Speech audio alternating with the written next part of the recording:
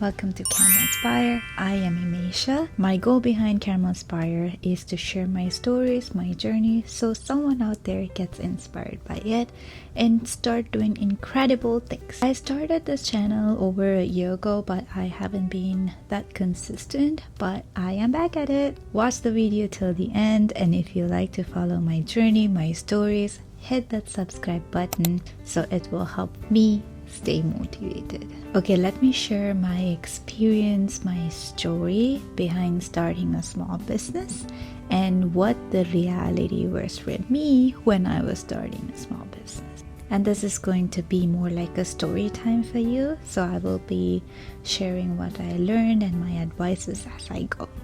So here's how my story begins. I am originally from Sri Lanka and I came to Canada as a student. My study background is aviation and so is my career background. Aviation is a very high stressful field. And just so you know, aviation does not mean just being pilots and cabin crew. I was more in aviation operations side. And I loved my job. That's my passion. You know, I was living my dream while I was working there. But I did not really like the working environment. I would be more stressed about the toxicity around than the actual job itself, which is also highly stressful. So to get off this stress, I started drawing, and I am not an artist. I was just drawing on my iPad on a night shift, and my colleague said, "Oh wow, that looks really nice. Maybe you can even start selling your art, like start doing a coloring book or something." And then I was like, actually, wait, that's such a great idea. Like, I should start looking into something because I really wanted to start a small business, but I just did not have an idea. I somehow had a little bit of talent, I guess, to at least sketch something. I guess I can draw something, you know, something better than a stick figure. Anyways, I started looking into it. Somehow I came through videos about making stickers. And I remember as a kid, I used to collect stickers. After a lot of scrolling on Google, Pinterest, YouTube, or whatever, it's like, you know what? Let's just do it. Because if I start overthinking about it, I'm gonna somehow find excuses to not do it. So before I come to that point, let me do it. I started doing my research about printers, cutters. I went and invested on a printer and a cutter. When I was doing my research, I kind of wanted to get something beginner friendly, cost effective, yet long lasting. Something that I'm able to make good quality product. This is something that we don't see in a small business. We see the part that is after someone starts a small business, but there's a whole process before we start a small business. There's investments, and this investment does not mean just the monetary investments. This includes the time you use for brainstorming, let's say the time spent on researching. Let's say you want to do a small business but you don't know what you want to do yet, which was my case.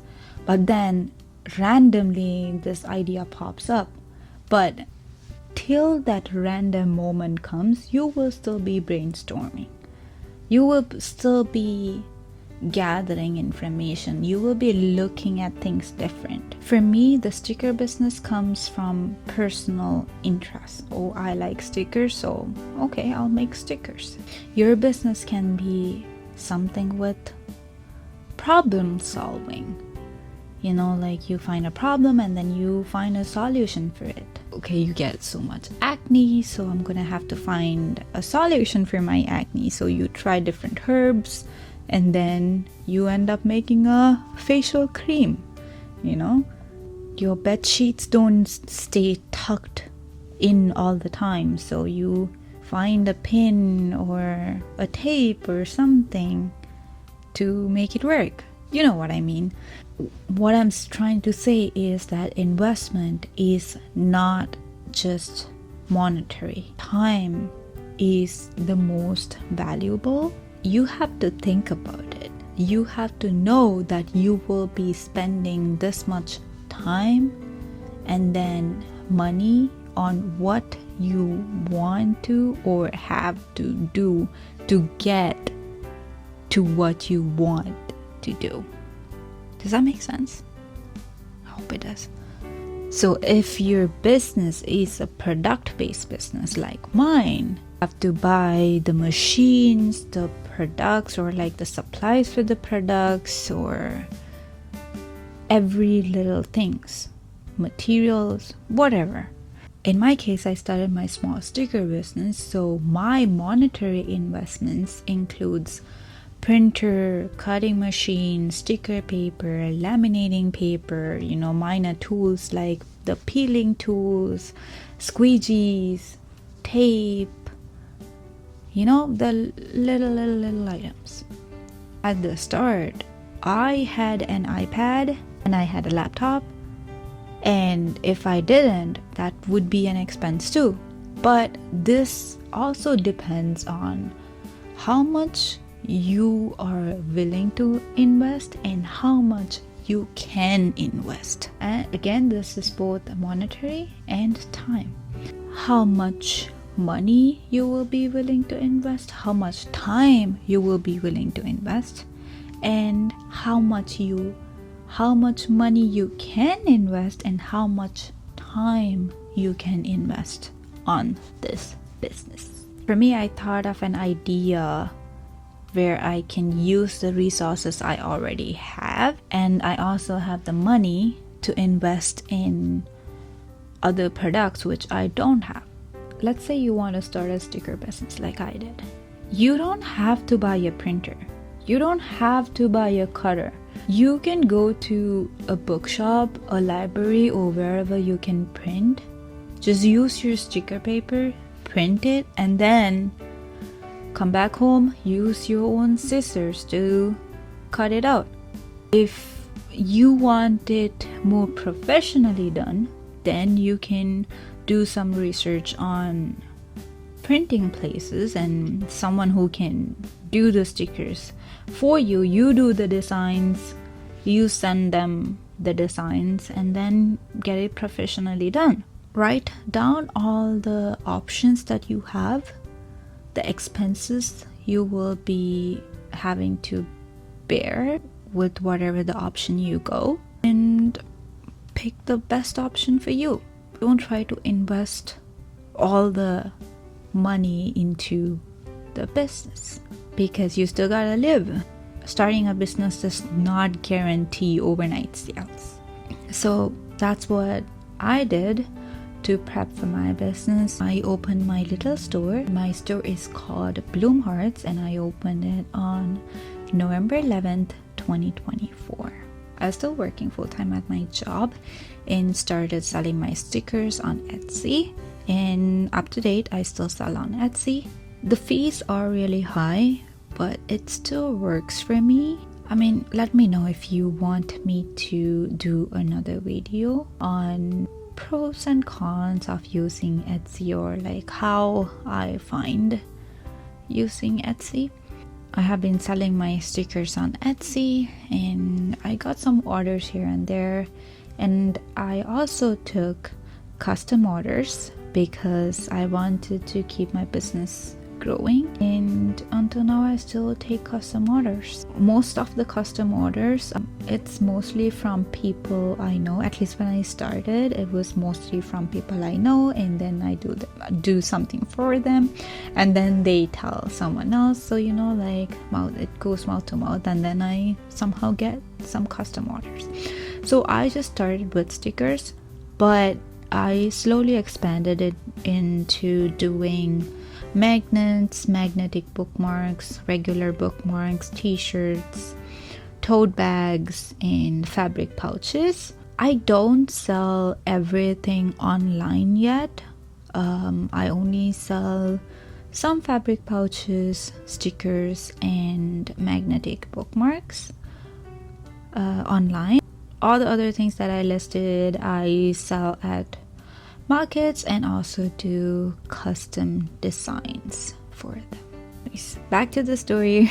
Around April, I got overstressed at my job. I decided to quit my job and do my business as a full-time career, just to give it a try, make it work. I quit my job because I know I already had my savings built and that I am able to live for some time without an extra income. Knew what the risks I was taking. Also, I had the support from people around me. If something went wrong by any chance, I knew I had the people that I can hold on to, my friends, my family. But at the same time, when I decided to quit, everyone told me to think very, very carefully about the decision. Don't be dumb. You might not find a job. Stay a bit longer. That's okay. You're young. You have the energy to deal with that stress. It's okay. Just a little more until you find a job. Just keep doing it. But I have been applying for so many other positions at this time just to get another job, and I did not make it. And well, I did feel like a loser. But at the same time, I am in Canada, and this was a time period where the job market is very tough. I think it's still tough, but this time it was crazy. I really wanted to get out of the company, but I couldn't find a job. Just decided to quit. I was like, I can't take this stress any longer. I have to protect my mental peace, my mental health. I'm gonna give it a try. I'm gonna make it work. I'm gonna do the best I can and that's what my thought was. And I kept on watching YouTube, how other people made it work and gave me motivation, so I did it too.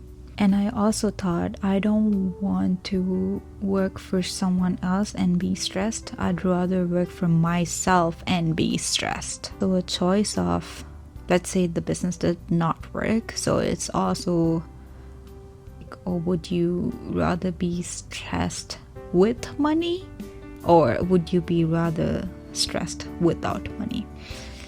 I just took the without money part. Well, the choices were made. Anyways, after I quit, I started looking into doing local markets. I did my very first market in June.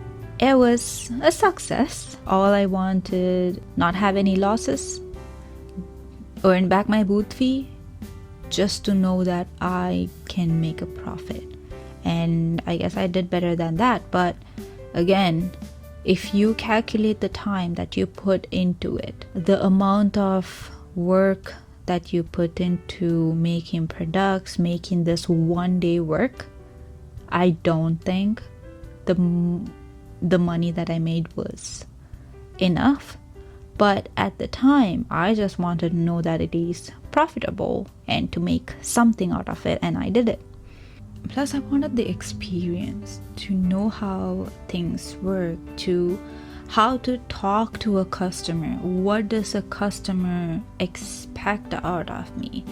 What are things that customers look for? I would only learn something like that by doing a market.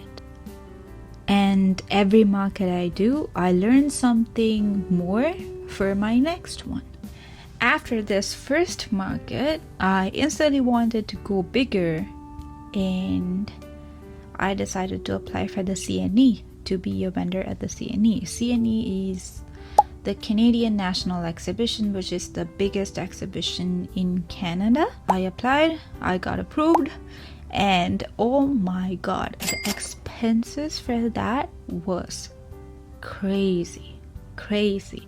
It was a huge investment, a huge risk, because I am a total newbie at this point. It's just been a month where I started doing this full time. I've only done one market before, but I still decided to go for it. I knew I had to make it work. I knew I had to do something. I knew I had to change something if I wanted change. A lot changed for me and my business. I worked super hard, straight 2 months. Try to search up CNE and see how big it is if you're not from Canada and you haven't been to the CNE. It's super huge. There's millions of people coming there. I didn't want to make a fool out of myself, so I did as much as I could. I worked every single day for 2 straight months. And with the support of my friends, my family, I was able to make it a huge success. It was beyond my expectations. And at that moment, I knew my hard work paid off. Again, this was not by myself. I had my family supporting me so much. I have some family here, and my mom, my dad, my brothers, they're back home in Sri Lanka, and they helped me so much. The CNE was there for like 18 days, 18 straight days. Okay, 18 consecutive days, 12 hours a day from 10 to 10. And most of the days I had to go at 8 so I can restock the items. And also I came back home and I made products that kept selling out because I still wanted to make more money. Most of the days it was about a 16 to 18 hour working day for me. I was exhausted. It was very exhausting. I did it. We did it. A lot of support. We did it. My point here is sometimes it's the most unexpected opportunities that helps bring out our potential. High risks, hard work. It will lead us to our goals, our dreams. You just have to grab the right opportunity, right moment. You have to make it work. You have to bring your own luck. Right after the CNE, my online sales started growing. I started working on more new designs. I pushed myself a lot. I also did some more small markets here and there. And suddenly, there was a month where I barely earned anything. I had no markets I did. I barely earned anything online. This made me very scared. I actually started applying for jobs when this happened. Then I hit my 1-year anniversary, which was on November 11th, 2025.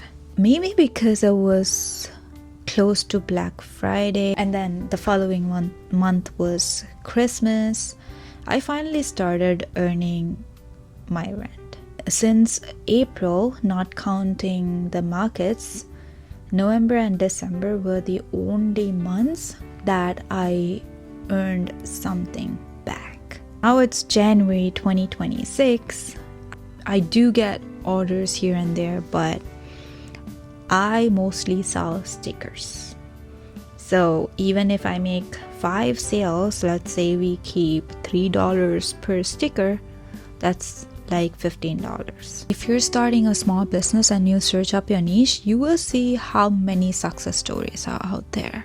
You will see how many people on YouTube are telling how they made it work in a month or in 6 months. They will tell you, oh, they made this amount of money, they made this much sales, this much in a month. But you gotta understand that it is one person's story. Maybe they had a good social media presence. Maybe they already have the skills that they need to convince someone. Maybe they have a born talent. But if you're someone like me, we need practice. We need a lot of hard work, motivation. As of today, I am at 230 sales on Etsy. I have done over 100 custom sales, and on Instagram I have 550 followers. TikTok I have 204 followers, but I started all this with 0. I did not have anything. I started everything from scratch, and it's been a year and 2 months. This is not at all what I expected. I expected way more. I wanted this business to be a huge success within a year, but it did not happen, and that's okay. But all I'm telling you, when we start a business, we're gonna have so many dreams, which is good. You still gotta keep manifesting.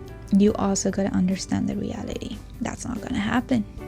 It might happen, but you also gotta be prepared for the worst. And I see people who started after me who has done way better than I did, and I am very happy for them. And at the same time, I wish I was there. But if I keep pulling myself down, I will never get. I shared my story so that you know not everything in life works out the way we want. You have to know the risks that you're taking. You cannot compare and pull yourself down. You cannot look at someone else's story without knowing what they went through, what resources they had, or what opportunities they had. Some people who are really good at talking. For me, right now, this is me stepping out of my comfort zone. I'm not this person who is comfortable talking in front of a camera.